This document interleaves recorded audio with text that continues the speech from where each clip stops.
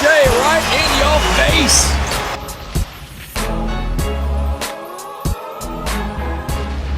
Welcome back to the Faedaway Podcast, episode number 19.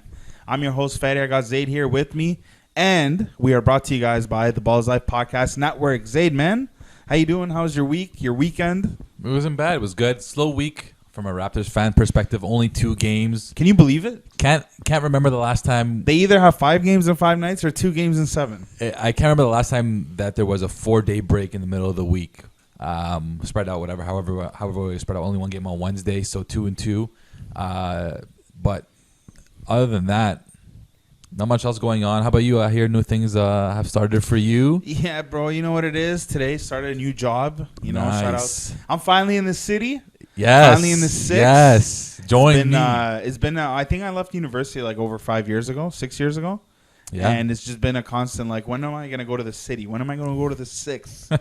And they're like, yo, you only do that right out of school. So I was like, yo, that chapter is never going to happen. Yeah. And here we are. We're downtown. So, yeah, man, just excited to be part of the new team and take my talents to the 6th. Welcome to the city. I've been trying to get you there for a long time. Facts. Finally, we made it happen. You're a resident, bro. I might as well be at this point, man. Sponsored by the GO Train. Unfortunately, yeah. But there's no traveling on the GO Train for now, which is nice. Honestly, that saves you a lot of time and a lot of money. But let's get right into it. Right into some Raptors basketball. Like we said, short week this week. Just a little road trip to New York. They faced the Knicks and the Nets. They split the 2 games. They beat the Nets on Wednesday, and they lose to the Knicks on Saturday at 1 p.m. Who would have thought? A 1 p.m. game. Who would have thought? You could say that, but the Knicks at the time were on an 8-game winning streak. They made it 9 by beating the Raptors. The Raptors were riding a 5-game winning streak up until that point. Yeah. 4-game winning streak up until that point. And it was interesting. Nets didn't have KD or Harden. So you say who would have thought? The Raptors actually don't even. Did Kyrie play? Kyrie did play.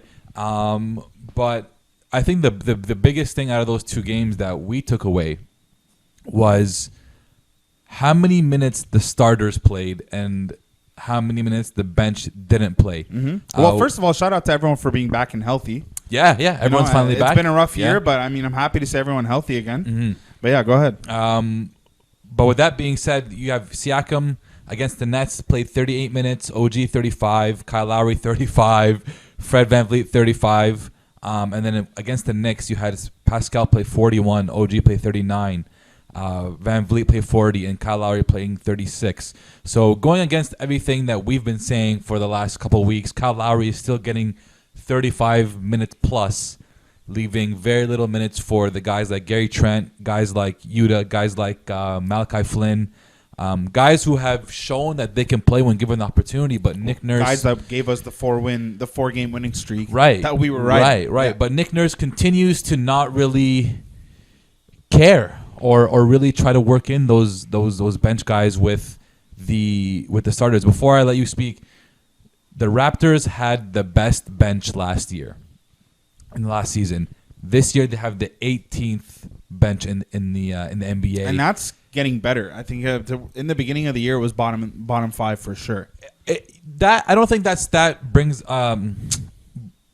allows you to see the full picture, because when you think about a bench, you think about guys who are always coming off the bench. The Raptors have had many injuries, many COVID protocol, many starters out of the game, so the bench guys became the starters for a bit. So the bench has not been consistent. Neither has a starting lineup. But what have you seen from the Raptors this week that you liked and things that you didn't like?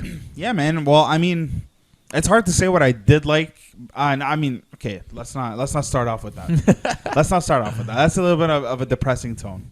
They won a game against the Nets, which I thought was great. Mm-hmm. The guys are back starting and healthy. That's a positive to see people, are back and healthy. But I don't know what it is anymore. I don't know if I should approach every game with we're not trying to win over, like, we're not gonna prioritize winning over development. Mm-hmm. Like, what I thought it was we're gonna develop, and if we win, we win. If we don't, we don't. Yeah, which I'm comfortable with. I think that with however many games in the year, sitting at 11th in the conference, I just don't understand why you're going through all these lengths. Brooklyn's the 1 seed. So let's say you miraculously make the 8th seed.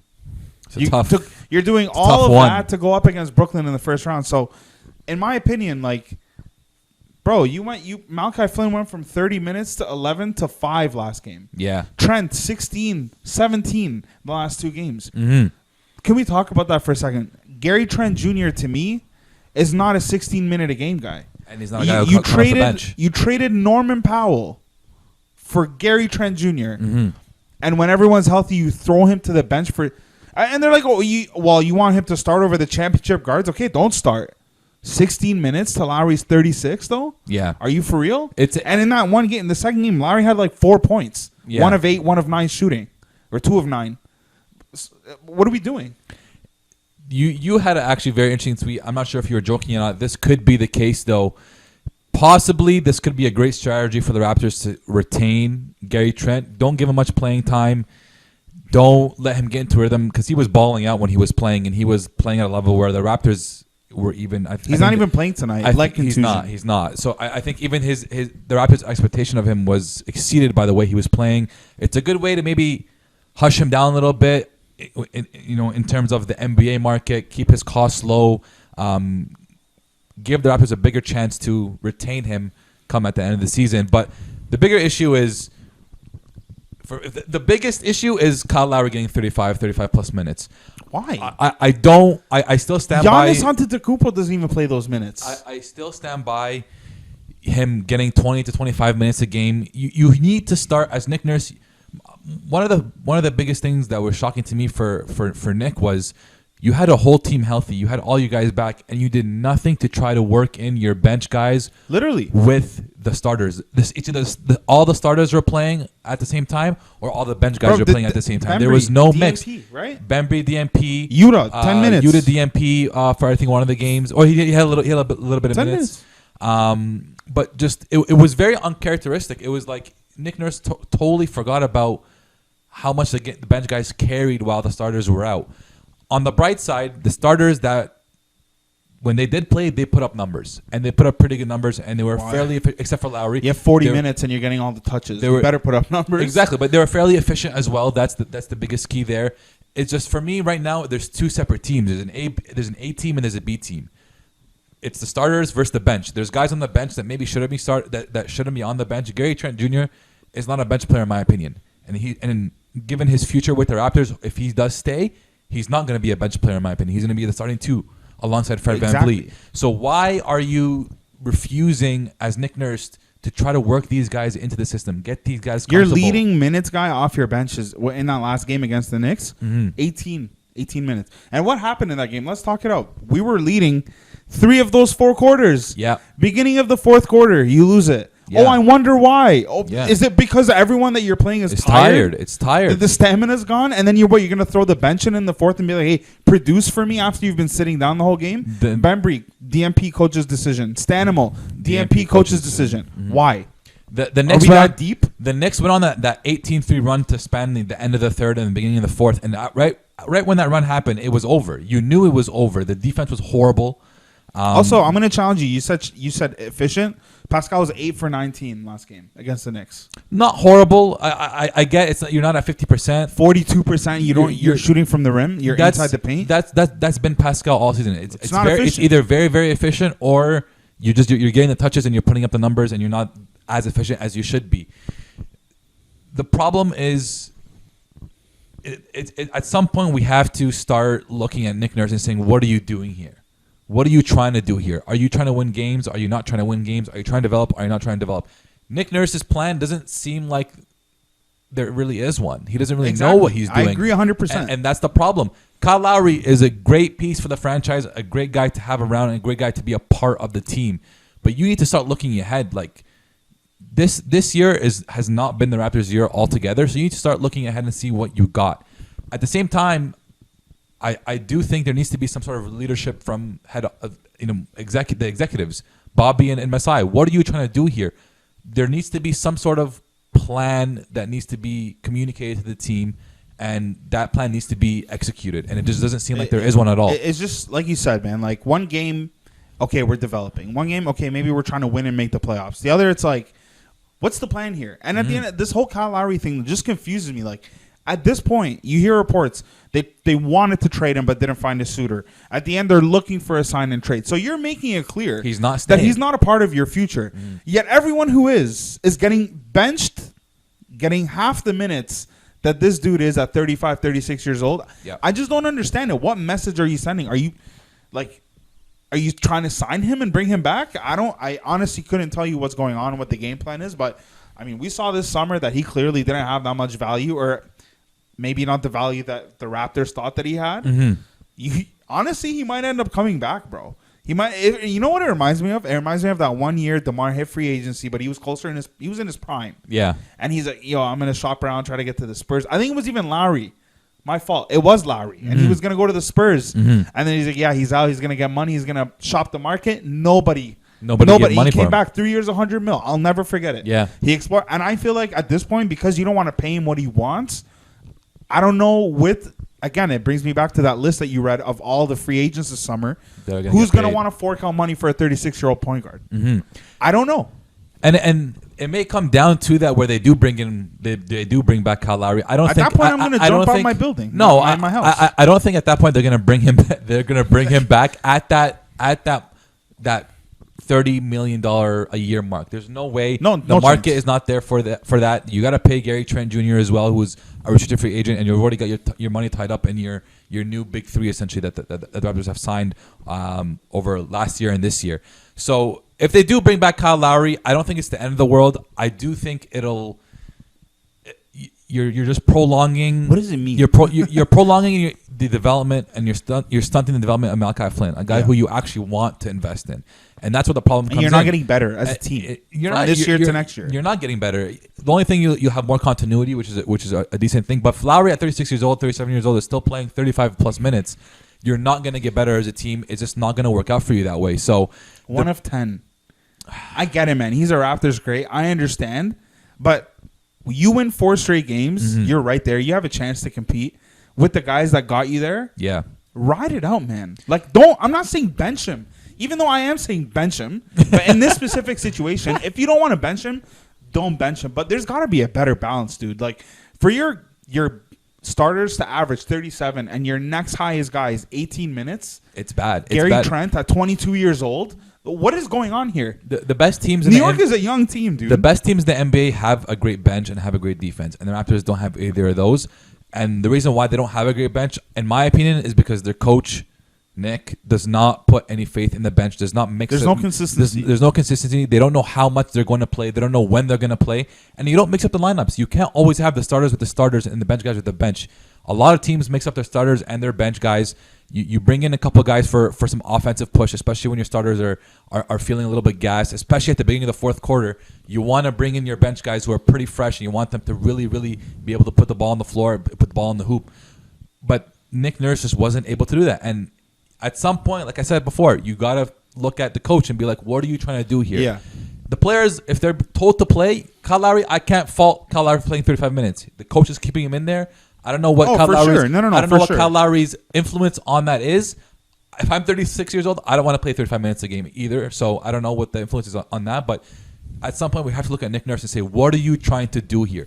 Let us know what you're trying to do here. Because clearly, it looks like you're trying to make the play-in and you're trying to make a playoff push, which I'm okay with. But the way he's doing it, I don't think is gonna work. Yeah, look at this. So against the Hawks, this is the 4 games or 3 of the 4 games before this week. Okay, against the Hawks, this is a playoff team. The Hawks are top 5 in the East. Yeah, Malachi had 22, 5, and 3 with 2 steals in 35 minutes. Against the Spurs, you got 32 minutes, gave you 16 points. Well, we know this. 7. We know this stuff. Okay? We know this stuff. OKC 15, 7, and 5. These are 3 of the 4 games. 30 plus minutes in each game. Brooklyn 11 minutes, 5 points, 0 rebound, 1 assist. Hey, let's chop that down even more. Knicks 5 minutes. Yeah, 2 points, 0 rebound, 0. Like, what is that? The guy's clearly developing some sort of rhythm here. It's actually very kind of uncharacteristic of Nick Nurse. Usually, Nick Nurse does a bunch of things he just throws things at the wall and hopefully it sticks. For some reason, these last 2 games, he's just stuck with this one lineup, trying to get these guys run. These guys are coming off injury. They're coming off COVID. COVID, everything. Bro, work them in. Don't give them 35 to 40 minutes straight off the bat, bro. I get it. You have to get them used to each other, but you've got a whole offseason, whole training camp, and a whole season next season. Get the guys and who you're not need to making run. the playoffs. Let's call it what it is. Get the guys who need to run the run. That whole 2-3 months you spent last year, the year before being in the playoffs, you have that time now to develop and work. Mm-hmm. It's just mind-boggling to me. Like, I don't understand the discrepancy between the men. Not a single bench player gave you in the 20s. Gary Trent Jr., I'll repeat this again. And if they are doing this to reduce his value, like, what do you think he's going to think of that? Yeah, fair enough. Because he also, at the end of the day, he wants to get paid. He wants to get paid. He wants to get paid. So now you're sitting him down so you can get him for cheaper. Mm-hmm. What does that make you look like? I did joke about that. Yeah. I mean, I'd be naive to say 100% it's not possible. You never know. Yeah. But I'd be disappointed, to be honest, if that was the plan, because it's not a sound plan. It makes no sense. You play him, you start winning, and then you put your starters in because, like, do you think that they're going to lose you the game? No, obviously you don't have a win now mindset, and you've tossed everyone to the bench that won now for you. Yeah. Paul Watson, where was he? But like 3 minutes? Yeah, no touches. I don't know if he's injured, but after a career having like career nights a week ago or a couple of weeks ago, he basically does not see the floor at all. So, and that's he's injured. Left knee tendonitis. That's been the ultimate, kind of not Achilles heel, but downside to the Raptors this week. The starters were able to play decently well enough to really keep you in the game. It's the bench that wasn't able to. Like, you look at the numbers against the Knicks.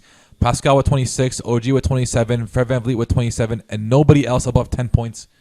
Nobody. Kyle Lowry, you said, awful shooting night. Kem Birch was the next highest with 8 points.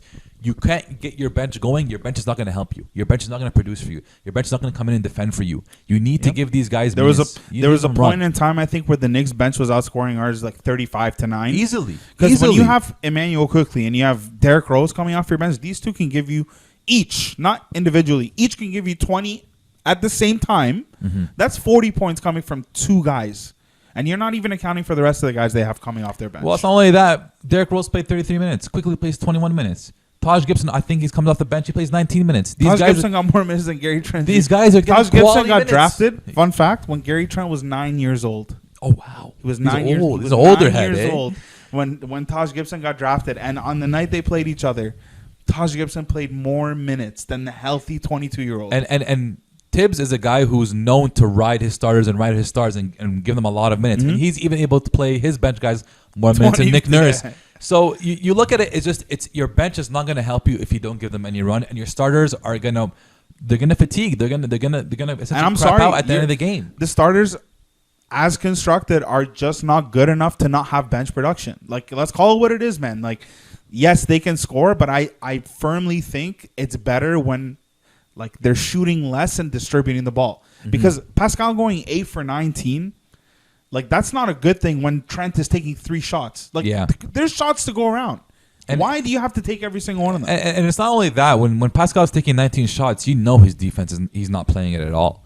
You know when these guys are getting his defense. I think season. I think it's time now to put the Pascal defensive stud argument to bed. That's how he made a name for himself. Honestly, I can't even blame him, because what number one option other than Jimmy Butler and Kawhi Leonard? Even Kawhi now probably can't do it. Other than Jimmy Butler is taking every main defensive assignment and offensive assignment on a nightly basis. With an increase in your offensive output, there's always going to come that decline on the defensive end. But his is bad. His is extremely bad, and when he could not keep anybody in front of him. And when he takes 19 shots, you know he's going to be tired. And all of his he started to shoot more threes, started to shoot more mid range, but the majority of his shots are inside. He's got a body, guys. That just wears on you. So defensively, it's going to be a bad look for him, for the rest of his days if he keeps on going on this kind of trajectory. If you think about it, Pascal Siakam and Julius Randle have very similar types of game. The only difference is Julius can't be stopped because he's a fridge. He's a big boy. But he's gonna start from the top of the key. He's gonna give you some threes. He's gonna drive it in on you, and he's gonna try to hit you with some mid range. Mm-hmm. All the things that Pascal tries to do, but can't. He can. But he's the thing is, he's a lot. Like, it really put it in perspective when I saw them playing against each other. Yeah. And Pascal couldn't stand in front of Julius, and it was a physical. Like, he was physically outmatched, and that's just what it is. I'm not even talking skills. Like, he wasn't even in the same room, and I feel like Pascal, like, buddy, you gotta either get stronger, or get. I don't know if maybe not get jacked, but at least work on finishing stronger. Mm-hmm. And we've said that for many years now, but now I saw it head to head, and I was like, this is tough. Like, you can't even look. He can't look at him straight. And there was nobody on that. There was nobody on the Raptors team that could guard Julius Randle. And that's not a knock on anyone on the Raptors, because Julius Randle has been putting up numbers all season. Nobody has been able to guard Julius Randle. But when you look at it, Julius Randle is able to shoot threes over double teams, and that's what he did against the Raptors. Pascal in a double team will pass it out or lose it. Usually, he's been good on double teams and being able to pass it out and distribute, but. Just like you try to compare the two, the feel is way different. Julius has a way better feel for the game. Julius is his offensive repertoire is way more deep than Pascal. Julius can shoot from anywhere, and he showed that against the Raptors. Julius is much stronger, a much better finisher, and he just has more influence on the team. See, Julius, we've heard all season about Julius's influence on this Knicks team. When have you ever heard about Pascal's influence as a leader on this Raptors team? And this is the guy you signed as on a max deal. He's not a top 2 leader, because you have Lowry and Fred. Yeah, so you can't really compare the two. You know, if I'm comparing the two, Julius Randle is pretty much on a different level than Pascal, and he's shown it all season. Pascal hasn't been able to put up. I mean, Pascal, look, championship year, he wasn't the leader. He wasn't. Last year, he was not the leader. Mm-hmm. This year, he's not the leader. Mm-hmm. He's just not that dude. Exactly, which is okay. Which is not. And a big when deal you really to me. think about it, it translates to his game. We talk about this all the time. He thrived as a number 2 option because he's not a number 1. And that's just what it is. He can't be the focal point of a defense. He struggles a lot. And then the people say on offense, the people, he produces, he scores.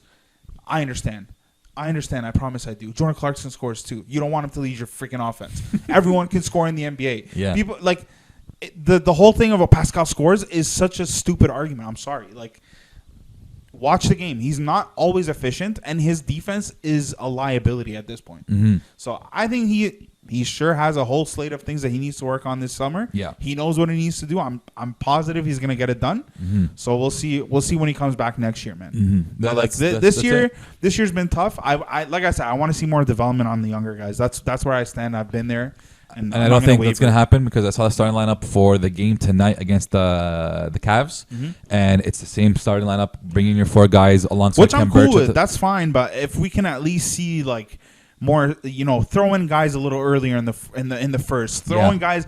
Our guys don't have to play the whole fourth quarter. They can come in with 8 minutes left. The starters played a lot of the third quarter, and you saw them just crap out by the fourth. You saw them; they couldn't keep up with the Knicks, and the Knicks are a grimy, grinded out team. So you're gonna get really fatigued against a team like the Knicks. It's just it's kind of like remnant of how they said last year the government's like, we're gonna shut down to stable, what is it, to flatten the curve. And a year and a half later, we're still there. Nick Nurse, the beginning of the year, we're gonna spend the first 2 weeks tinkering with the lineups till we figure out what we want. My guy's still tinkering with 2 weeks left in the season.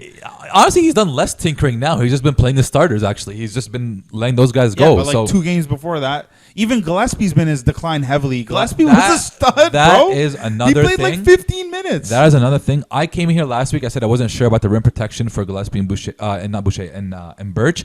They've proven me wrong. They've been able to. I think he had a 5-block game, and he said it since that hasn't happened since Surge. We should talk about that. Which is amazing. Look, I love that they've proven me wrong, and that they've been able to rim protect. But you bring a guy like Gillespie, you want to see what he's about. He's on his second 10 day, bro. You got to give him some run. He had 13 minutes. Are we the only ones seeing this? Like, there's no way, man. So listen, what I expect, or what I want to happen at least, is I just need to see the guys run more and be more of a team. Right now, give me a grade for Nick Nurse's season. You know what? It's been a hard season, especially with the lineups, because everyone's been in and out. When everybody's healthy, which is a very small sample size, it's a C.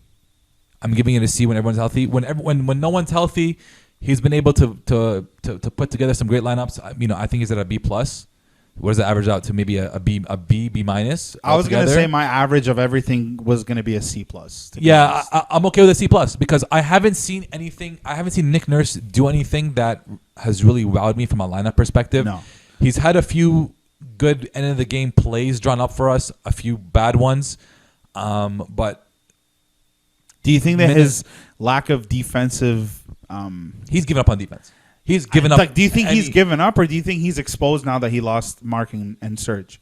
Because the drop between last year and this year, considering you have most of your core guys, is abysmal.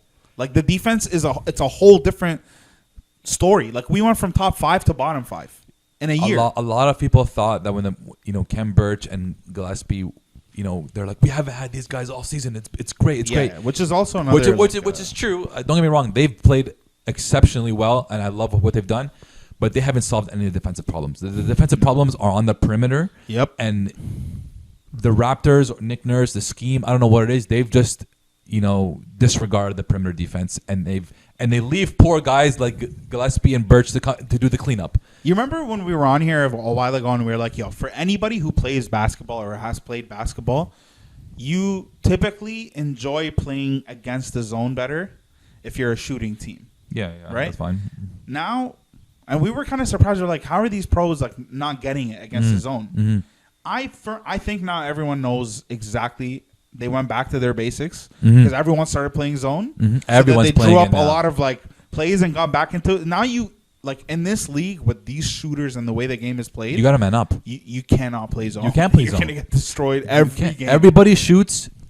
Everyone could. That's why everybody can shoot. And it's that simple. And we always talk, why is it always us that the scrubs go off against? Why is it always us that they hit such a high percentage against? There's a reason. They're open. There's a reason. The corners are open. The wings are open. Up top, they're open. Yeah. And like, we got to say, Tampa, being in Tampa all year, tough. Huge disadvantage. COVID, huge disadvantage. And Bane's not working out, huge disadvantage. Yeah. I get all that.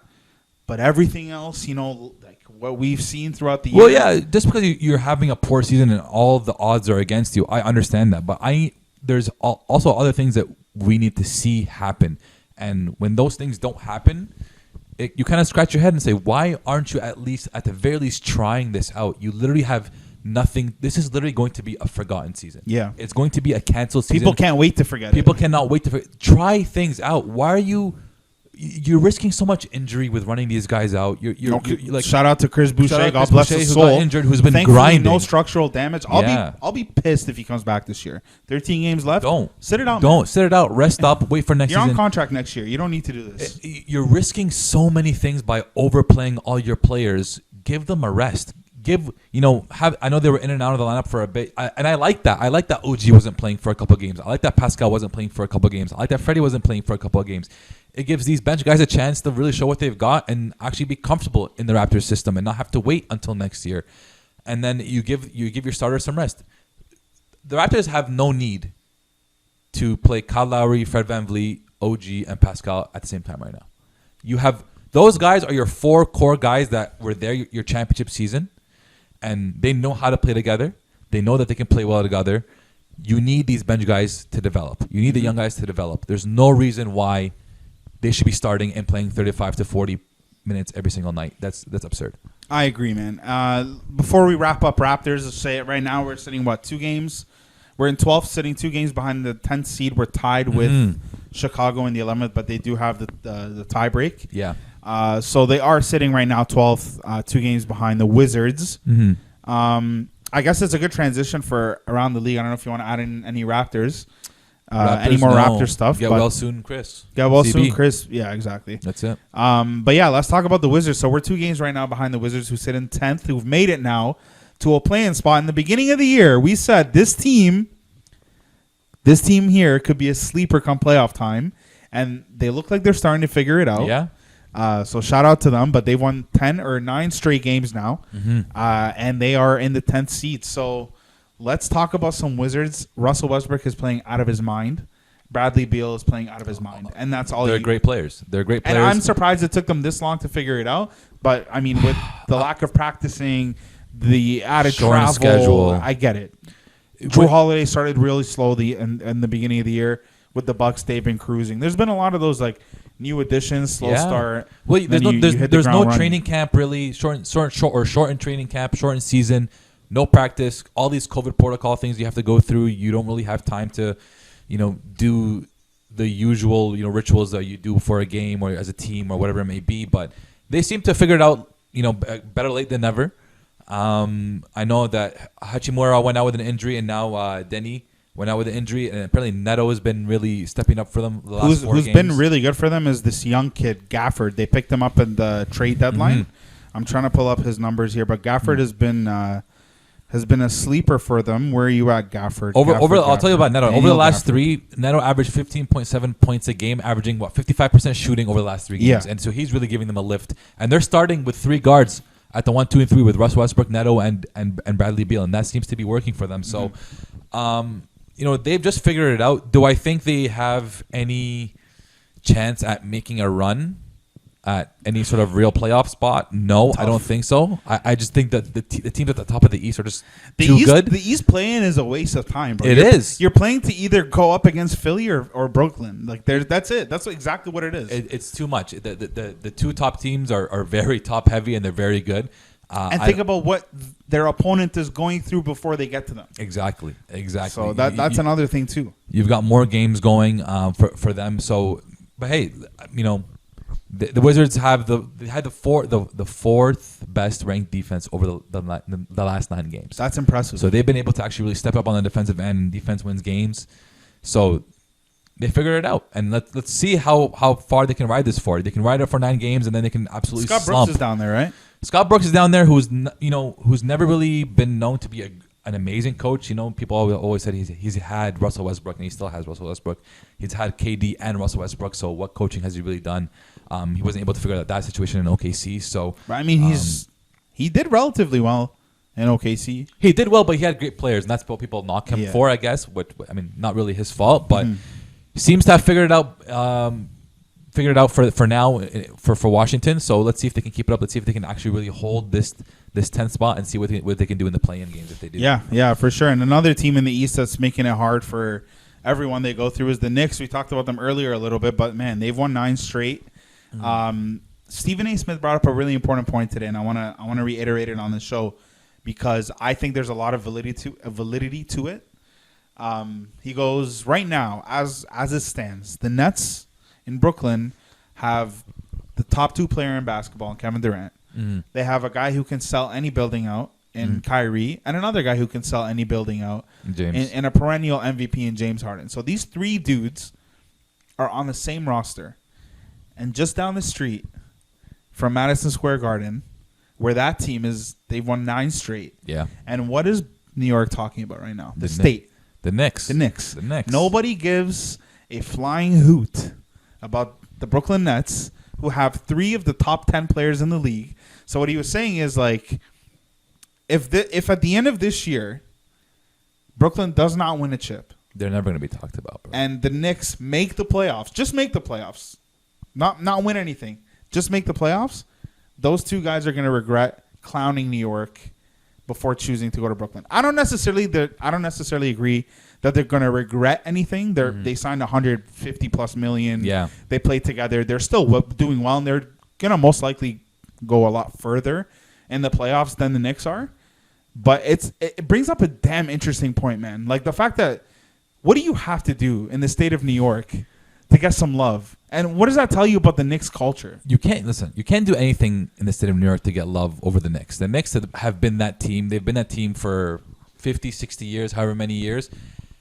But you could look at it on the flip side. This is where I'm going to challenge it a little bit. The Knicks have been so bad for the last 15, 20 years that them making the playoffs is like winning a championship. The Brooklyn Nets weren't that great either a few years ago. But they've never been New York's team. They were New Jersey. They've never been New York's team. Just like how we as Raptors fans don't claim Baines, New York has never claimed the Nets. Right? That's not their LA team. And the Clippers. Yeah, exactly. Then LA has never really claimed the Clippers. So the Knicks have always been New York's team, and they will always, I think, will be New York's team regardless of what happens. But the Knicks have just historically been such a poor franchise that them making the playoffs have literally just changed like the lives of everybody in They're that chanting state. MVP for Julius. It's in the building. amazing. I love see his it. interview? I love Yo, it. yeah. I absolutely love that they're doing that for Julius. Julius has taken that team and kind of just he's just made it his own team, and him and Thibs You should. have done a great job. I don't know if you have already, but you should listen to his sit down with Woj. Yeah. Last week, he talks a lot about. So he sat with Leon Rose, and before they hired Thibs, everything. He's like, I need a guy who's gonna coach me. I want to be coached. Yeah. I want to be held accountable. And you hear this from your lead guy saying, hire me somebody like. Not, I'm happy to work with the guy you have already. No. We're coming to you saying, who do you want here? Yeah. So I have my pick of the litter. I can tell you, I want any guy. I want this guy who's not going to give me a headache. I want to make my money. I want to be the face of this team, and I want to chill. This guy said, I want the smoke. Yeah. He said, I want a guy who's going to hold me accountable, and he's going to force me to get better. And they got him. They got him. Like, a huge Coach Thibs has changed his team, the city around. Yeah, and listen, they were probably dead last in defense last year. They're Top first. five. They're first amongst a lot of defensive stats this year. It totally changed the team around. Thibs, if you can give the coach of the year to Doc Rivers because they're first, second in the East, and he's changed that team around, but he's Monty, baby. He's really improved. Monty, you can give it to as well, but Thibs is right up there for a coach of the year For sure. No question. Nod like what he's done with that team has been great. But yeah, I'm just happy because Julius Randle, man, that I knew he had it in him for so many years. Better late than never. And once again, one of those guys that was a late bloomer. That jump that he made though was historic. Like I don't think I've seen anything from a borderline. I don't even want to say borderline because he was 6 years in the league without doing anything. I feel like you could have considered him a bust at some point.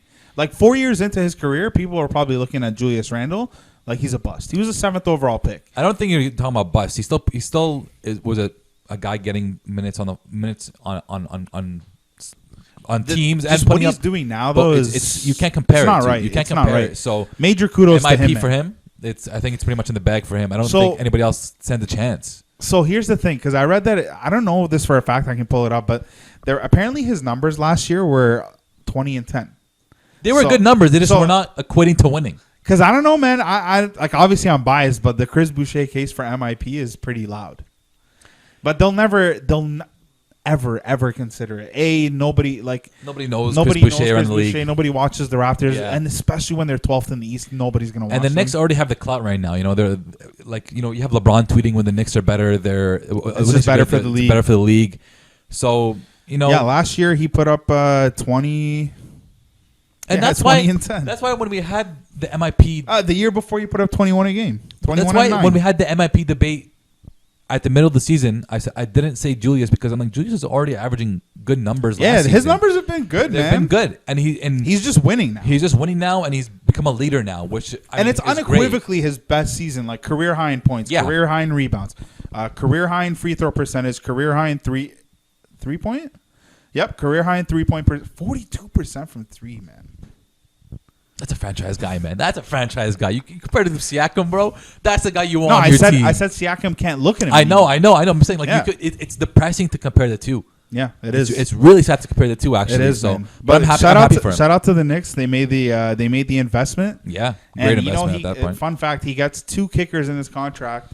One is if he makes the All-Star team, which he did. Yeah. And he gets another $1 million if they make the playoffs. Worth it. Which they will. They're on pace. They're on pace. I just hope they can get in clean, no playing.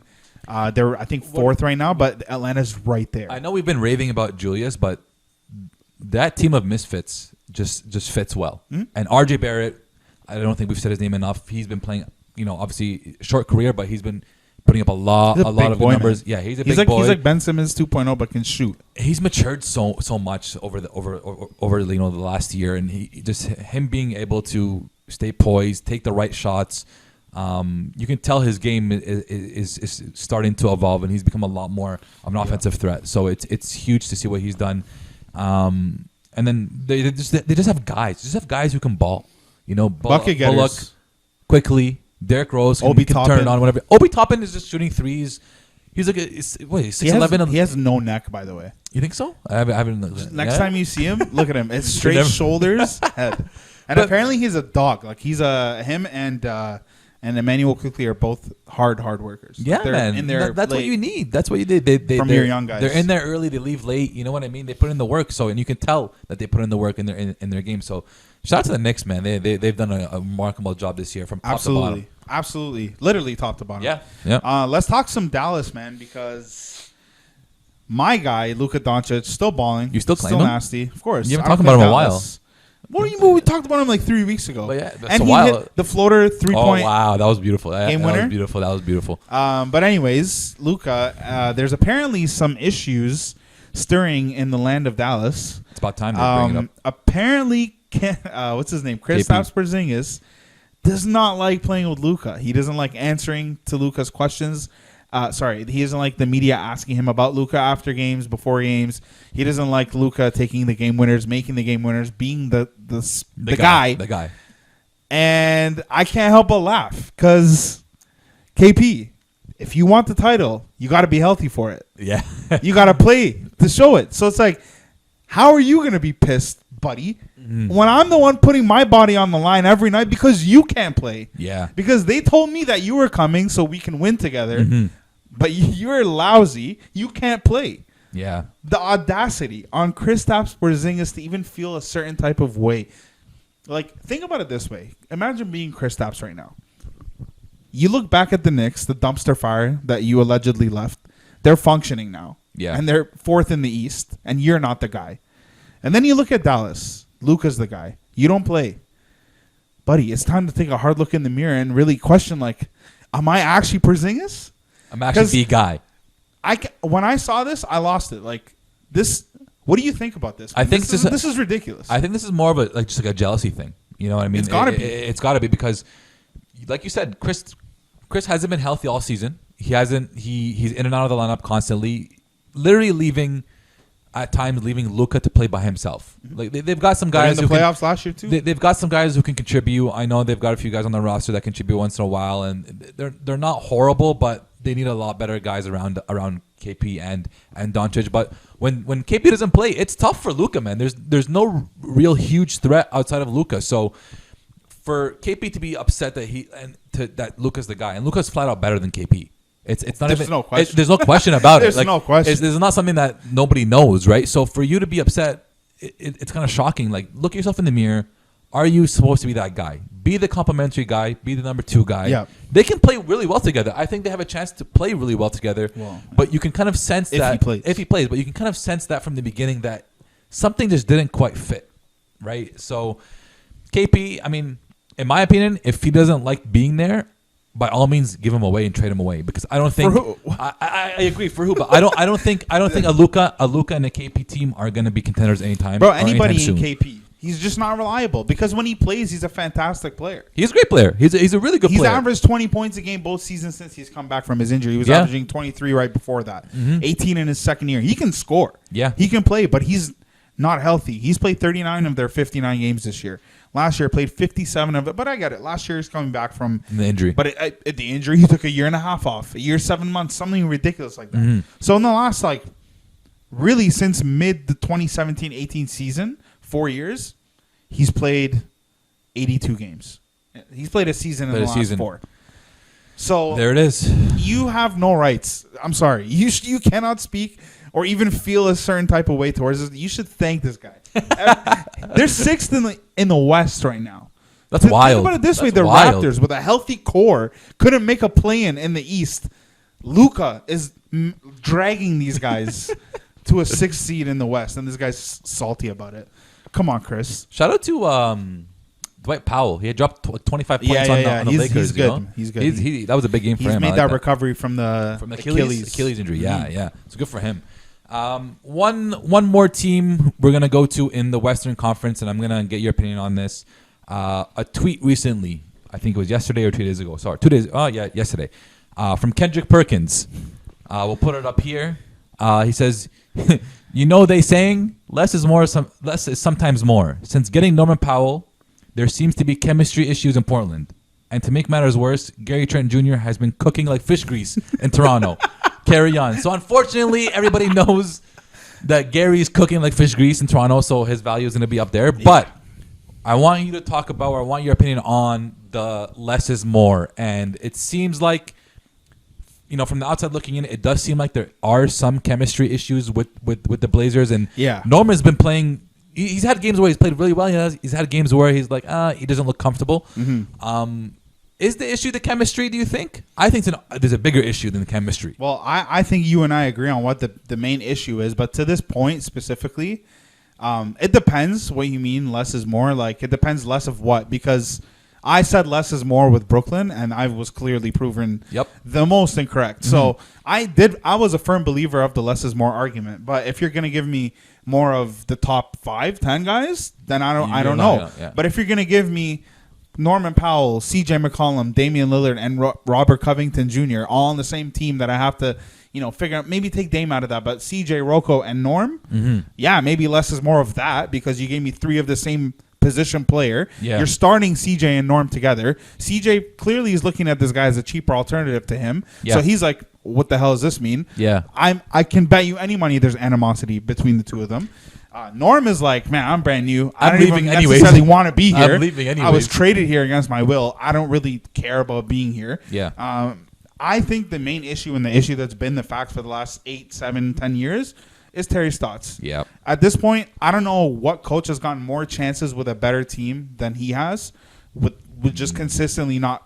Like, and I know that they make the playoffs. They made a conference finals, but they get swept every time. It's like, you know what it's like to me? It's like when people made the argument, Dwayne Casey took the Raptors to the conference final.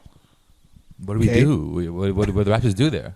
They just stumbled across a couple teams, got there, and got destroyed by the Cavs. And that's what it reminds me of. They got there, and they got swept by the Warriors without Kevin Durant. So it's like, all right, something's got to give here. And I don't think it's your personnel. I do think that the Norm thing is going to figure itself out, because I don't think he's going to stay there. And I don't think they're going to offer him that money. And then I'm forgetting even Anthony Simons, another guy that's like similar type play skill. Like, there's just too much of the same guy. I don't think less is more if we're talking like Brooklyn, but in this case, 100% I agree with Perk, man. Less is more. It's not working out. Something's got to give, and Norm's going to leave, and I think Terry Stotts should leave too. I think the recent losing streak has kind of just magnified these issues. I don't think it's not that they have chemistry issues. It's you bring in a new guy like Norm who's got to get up to speed, who's been on one team his whole career. It's going to be tough. Terry Stotts clearly hasn't done a good job of being able to get his guys to play together and play well together. But when you look at these things, Dame Lillard missed the first game of their losing streak. But then over the next three, he was 0 for 5 on clutch threes. Couldn't close. Yeah, he's been struggling. CJ McCollum misses a game-winning jumper against the Clippers. Norm Powell misses a game-winning runner against the Nuggets. And then Nurkic misses a point-blank reverse layup to take the lead on the Grizzlies. It just hasn't been their last 10 games, whatever it may be. They haven't been able to close games. Those things can pick up. Those things can get better. So as far as chemistry issues, I'm not going to say it's chemistry issues. I think it's personally coaching issues. Like you said, Terry Stotts has had way too many chances with a team like this. And I think the window is closed regardless for that Portland team. So it doesn't really matter what they do at this point. I expect the summer to blow it up or to make some serious moves this summer. But go ahead. If you zoom out, they actually lost 7 of 8 games. And they lost to the Celtics by 1. They beat the Spurs by 1. They lost to the Clippers by 1. They lost to the Nuggets by 1. They lost to the Grizzlies by 2. Close games. You just and can't the other close. Ones are like 7, 8 points. So that could be free throws. That could be anything. Or even a fake late comeback if they're the Raptors. But you lose 3-4 games in the last 5-6 by 1 or 2 points. It's just tough luck. Unfortunately. But another unfortunate thing is you can't afford to lose games. A, this far in the season. B, when you're in the West. Because now they're in the 7th seed and now nothing's guaranteed. They were sitting like 11 games above 500. Like they're hurting for a while. right now. They're slipping. Dallas is taking that 6th seed. They're dropped to 7th, and if you don't get your act straight, who's in the 8th seed? I think it's Memphis, man. And they just Memphis. Memphis, is in the 8th by the way, seed, Ja and has Memphis been just beat them twice in a row. Ja has been on a tear lately, by the way. He actually tweeted it. He retweeted it. He was averaging better than or almost 30 a game. He's snapping 50% better than 50% from 3. But like I said, you don't get your act together. I wouldn't be too confident, man, because you just lost twice to Memphis. I don't know. Let's. I don't know if you want to add on to that, and then we'll get into some honorable mentions. No, let's just start the honorable mentions. Shout out to the Canadian O'Shea Brissett. Oh yeah, signed a deal with the Pacers. Mid-season, out of nowhere, just signed a 10-day, I think, and then he got the full time offer, and then he dropped multi-year too, like 3 years. Yeah. It was a longer term deal. And then I think his second game not second game, but I think right after he got that deal, 23-12, huge night for him. Ever since then, he's had 11 points, 13 points. Last game was plus 28. So shout out to O'Shea Brissett, Canadian, Starting doing his now thing, too, yeah. starting. Making They're a name missing for a lot himself. of guys over there. They're missing Sabonis. Yeah. Big boy. But you make a name for yourself like that, man. Yeah. He's only 22 years old, still has literally his whole career ahead of him. So shout out to O'Shea for getting that deal done and balling out. Yeah, and Katie and Mike Conley, shout out to these two guys. Yeah. They won Oscars yesterday, being the executive producers on a short film called Two Distant Strangers. So showing their talents off the court. And one last honorable mention I want to say before we end the episode is shout out to the Dishes and Dimes podcast on getting credentials with the Toronto Raptors for a plethora of reasons. First of all, we know the grind. We understand how difficult that is. So shout out to you ladies for getting that done. But second of all, thanks for paving the way. Thanks for letting us know that The first podcast to do it. first podcast to do it. Yeah. That means there's going to be a second podcast to do it. So I appreciate you paving the way. Shout out to you ladies. We can't wait to see all the questions you're pumping out. And I think with that, we can wrap up this week's episode. Yep. This was brought to you by the Ball is Life Podcast Network. You know where to find us. Google Podcasts, Apple Podcasts, Spotify, YouTube, Insta, Facebook, wherever. TikTok, Wherever you go to all like of it. pictures, you can find us. So download our stuff, listen, give us a follow, and we'll come at you next episode.